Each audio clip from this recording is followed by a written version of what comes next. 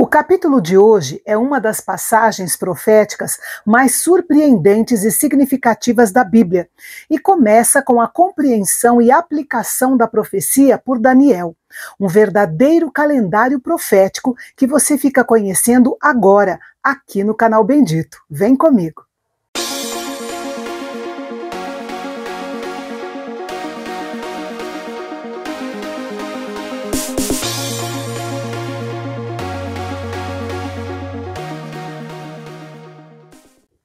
Daniel entendeu algo muito importante ao ler os livros dos profetas do Senhor. Note que toda profecia deve ser entendida, talvez não em todos os detalhes, mas certamente em seus pontos principais. Esses versículos mostram Daniel como um estudante diligente das Escrituras, um homem que construiu sua vida de oração embasada na palavra de Deus. Ao estudar as profecias, Daniel viu um número específico, os 70 anos de cativeiro do povo de Israel, descritos pelo profeta Jeremias. E quando ele fez as contas, notou que aquela profecia se cumpriria nos seus dias. Daniel considerou os 70 anos como sendo literais e não como anos simbólicos.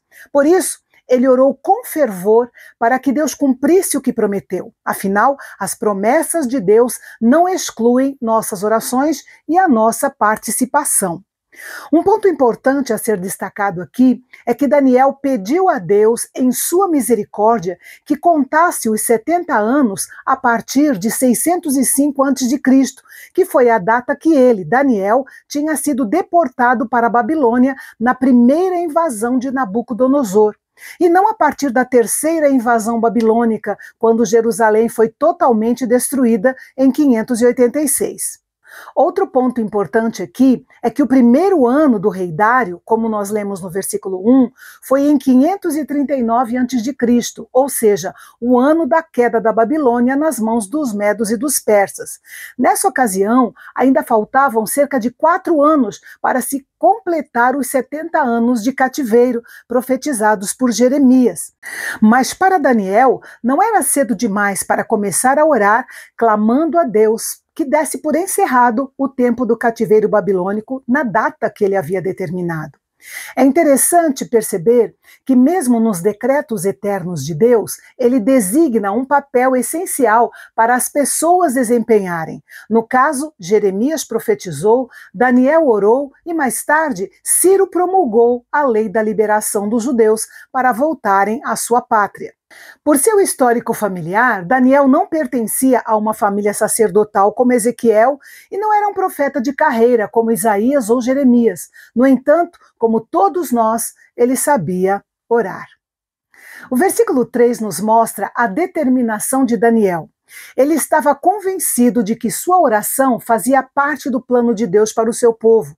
O jejum, o pano de saco, cinzas, eram símbolos de humilhação e de luto, que refletiam o coração humilde do profeta ao se aproximar de Deus. Ao confessar o pecado de Israel, Daniel se identificou de tal forma com seu povo que sua oração envolveu as questões da sua nação como um todo. O pronome usado é nós e não eles.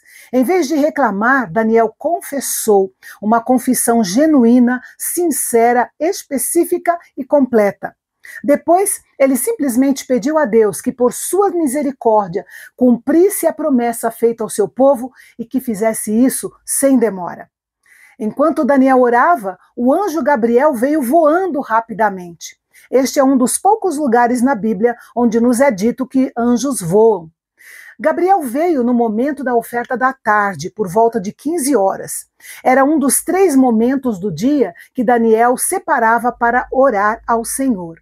Gabriel veio até Daniel para dar-lhe entendimento do que ele tinha lido nos livros proféticos, especialmente no livro de Jeremias. Todo estudante da palavra de Deus deve aprender esse segredo. Com todos os meios que usar, com todas as opiniões de grandes teólogos que procurar, com todas as pesquisas que fizer, inclusive nos textos originais, deve incluir muita oração em humildade para que o Senhor esclareça o real sentido da sua palavra. Note que tanto Daniel quanto o apóstolo João eram conhecidos por serem amados do Senhor. Ambos eram conhecidos por receberem mensagens proféticas incríveis, e Daniel estava prestes a entender mais uma delas. Há um consenso quase universal entre os estudiosos e comentaristas da Bíblia de que as 70 semanas são semanas de 7 anos, totalizando 490 anos. Essas 70 semanas são chamadas de calendário de Deus para Israel, no sentido de que não se concentra nos gentios e nem na igreja.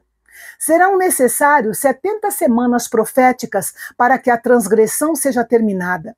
Literalmente significa estabelecer uma ordem inteiramente nova na terra, com o fim da rebelião do homem contra Deus.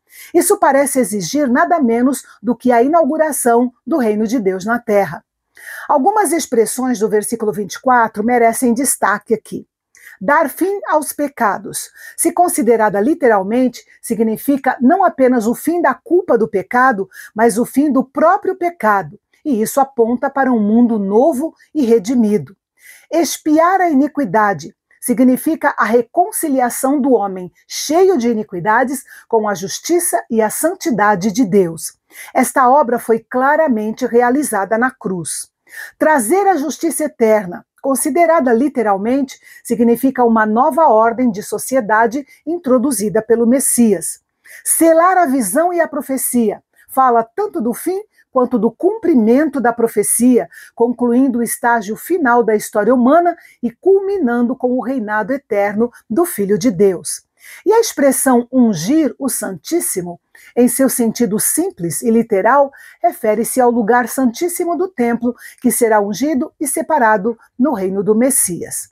No sentido geral, Gabriel fez um anúncio notável a Daniel, ao afirmar que cada uma dessas coisas incríveis aconteceria dentro do período de 70 semanas. Gabriel revelou a Daniel que o ponto de partida para a profecia das 70 semanas seria uma ordem para restaurar e edificar Jerusalém. Lendo o relato bíblico, nós vemos que Neemias recebeu permissão de Artaxerxes para reconstruir a cidade e os muros, conforme as palavras do anjo Gabriel para Daniel. O sacerdote Esdras recebeu permissão apenas para reconstruir o templo de Jerusalém. Gabriel disse que, da saída da ordem para a restauração de Jerusalém até o aparecimento do Messias, o príncipe, haveria 7 semanas mais 62 semanas, ou seja, 69 semanas de 7 anos, que totalizariam 483 anos. Alguns estudiosos dizem que os 483 anos se completaram no nascimento de Jesus. Outros dizem que foi no seu batismo, outros ainda dizem que foi na sua crucificação. Mas o argumento mais interessante e convincente diz que os 483 anos foram completados com a entrada triunfal de Jesus em Jerusalém, mais ou menos 32 depois de Cristo. 7 dias antes da crucificação, quando Jesus se apresentou como o Messias, o príncipe, ao povo de Israel. Foi o próprio Jesus que organizou o evento para se apresentar como Messias. E naquele dia, ele aceitou todo o louvor oferecido a ele. É interessante ressaltar que no vocabulário hebraico, o título de príncipe tem mais a ideia de governante forte e poderoso do que de um filho do rei e herdeiro do trono. Depois das 69 semanas, o Messias foi cortado, uma referência ao fim da vida terrena de Jesus. E então, o povo do príncipe que há de vir destruirá a cidade de Jerusalém e o templo. A maioria dos estudiosos e comentaristas bíblicos concorda que isso se cumpriu no ano 70 depois de Cristo, pelo exército do Império Romano, sob o comando do general Tito, que liderou o cerco e a destruição de Jerusalém. O versículo 27 traz os eventos da 70ª semana. Se sabemos que o povo do príncipe, mencionado no versículo 26, destruiu Jerusalém no ano 70 depois de Cristo, então podemos pensar que é possível que este príncipe que há de vir tenha suas raízes ancestrais no solo do antigo Império Romano. Esse príncipe, identificado como sendo o anticristo, fará uma aliança de 7 anos com o povo de Israel, completando as 70 semanas profetizadas neste capítulo. O povo de Israel acolherá o anticristo como um Messias político, ou talvez um Messias literal. Nós sabemos que as 70 semanas ainda não estão completas. Há uma longa pausa entre a 69ª e a 70ª semana. A 70ª semana começará quando o príncipe vindouro, ou seja, o anticristo, confirmar sua aliança com Israel. Resumindo, podemos entender que Deus designou 490 anos de foco especial em Israel no seu plano redentor. Esses anos foram interrompidos quando Israel rejeitou Jesus como seu Messias. Atualmente, o foco do plano redentor de Deus está na igreja, mas seu foco retornará para Israel quando a igreja for retirada no arrebatamento e os últimos 7 anos do governo do anticristo nesta terra começarem. O anticristo quebrará a aliança feita com Israel no meio da 70ª semana de 7 anos, profanará o lugar santo do templo com uma idolatria horrível. E quando a 70ª semana for concluída, cada uma das coisas descritas no versículo 24 será cumprida e a justiça divina prevalecerá. E amanhã nós vamos encontrar Daniel em profunda tristeza por 3 semanas inteiras, até ter mais uma visão que o deixou totalmente sem forças. O motivo dessa reação do profeta você fica sabendo no nosso próximo encontro aqui no Canal Bendito, o canal de Fala Fácil, onde a teologia é para todos.